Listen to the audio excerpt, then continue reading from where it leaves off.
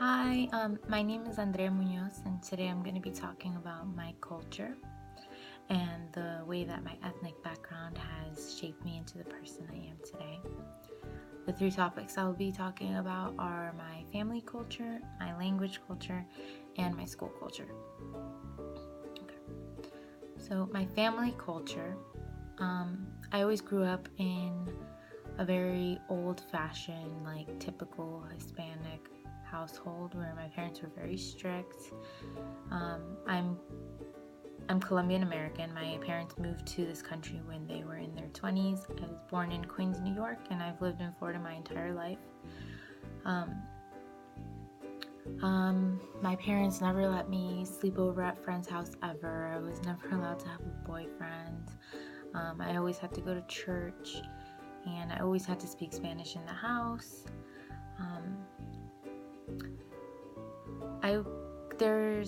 I could describe my parents as being a little bit ethnocentric when it came to our culture. For example, when I was 18 years old, I had my first boyfriend, and I was really scared to tell my parents, but my mom found out. And she wasn't mad, but when she found out that he was African American, like that I was dating a black guy, she lost it. She just couldn't understand why I couldn't date someone who was like us. And it was a little bit ignorant, but it just kind of shows you how old-fashioned my parents were. The second topic is my language culture.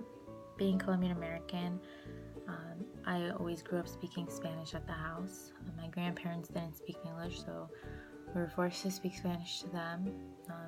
I never wanted to speak Spanish, but I'm really thankful that my parents kind of forced us to speak Spanish growing up.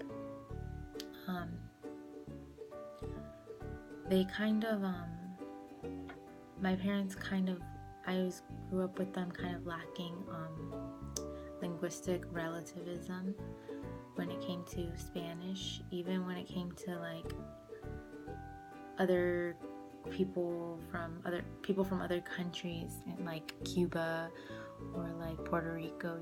Like I would have friends and they would say like you could never understand them because they didn't speak